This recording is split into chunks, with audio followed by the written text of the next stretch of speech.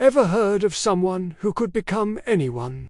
I'm not talking about an actor on a movie set. I'm talking about a real-life master of disguise. A man who lived more lives than a cat and fooled almost everyone he met.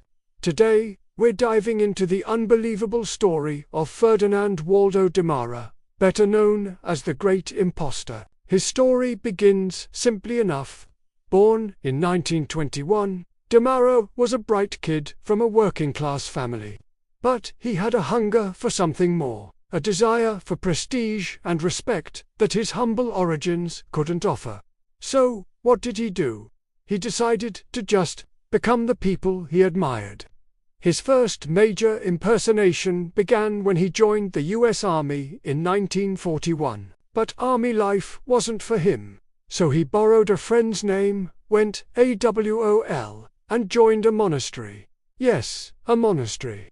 He found he quite liked the quiet, scholarly life, but eventually, the routine bored him. He left, joined the Navy this time, and decided he wanted to be an officer. The only problem?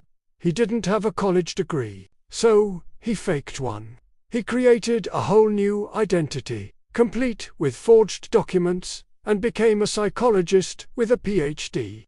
He even taught psychology at a college in Pennsylvania. Imagine attending a lecture from a professor who never went to college himself. But that was just the warm-up. Demara's most audacious and famous impersonation took place during the Korean War. He stole the identity of a Canadian doctor named Joseph Sear and, with no medical training whatsoever, managed to get a commission as a surgeon lieutenant in the Royal Canadian Navy. He was assigned to the destroyer HMC Cayuga, right in the heart of a war zone. Now you might be thinking, this is where it all falls apart, right? Wrong. On the Cayuga, Demara became a legend. He was the only doctor on board. When 19 wounded South Korean soldiers were brought to the ship, some with life-threatening injuries, Demara knew he had to act. He locked himself in his cabin with medical textbooks, speed-reading about major chest surgery. He then emerged, calm and collected, and for hours he performed one surgery after another. He extracted bullets, amputated a leg, and even performed a complex open-chest surgery, saving the soldier's life. He was hailed as a hero. The ship's captain was amazed by his skill and bravery under fire. His newfound fame, however, would be his downfall.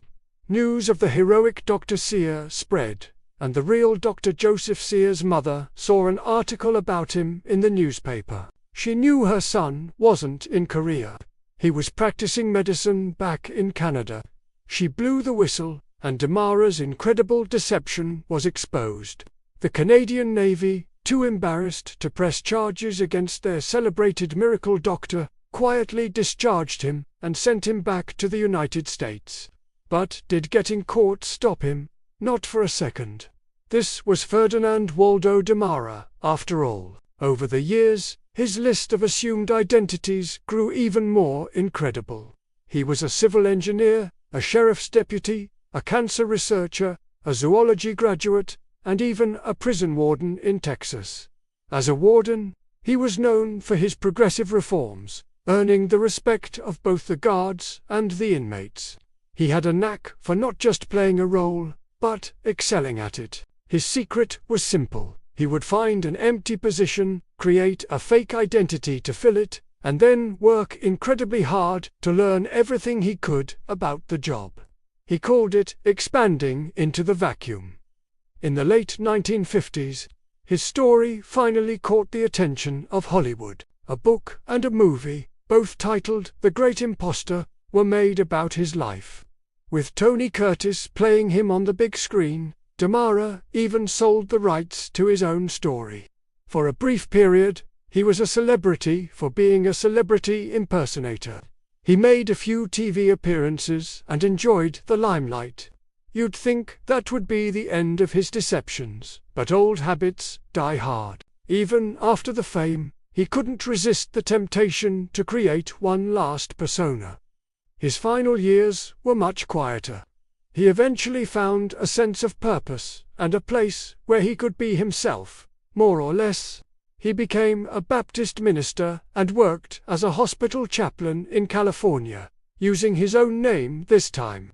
He was well liked and respected by the congregation and the patients he counseled. Perhaps his lifetime of experiences gave him a unique empathy for people from all walks of life. Ferdinand Waldo Demara passed away in 1982, leaving behind a legacy that blurs the line between genius and fraud, ambition and delusion. So what can we make of this man? Was he a con artist? Absolutely. But he was also more than that. He never seemed to be in it for the money. His scams rarely made him rich. It was always about the challenge, the respect, and the experience of living another life. In every role he played, he genuinely tried to do a good job. He performed life-saving surgeries, reformed a prison system, and comforted the sick. He proved that with enough confidence and a willingness to learn on the fly, a person could seemingly do anything. The story of the great impostor is a fascinating look at identity, ambition, and the incredible power of self-belief.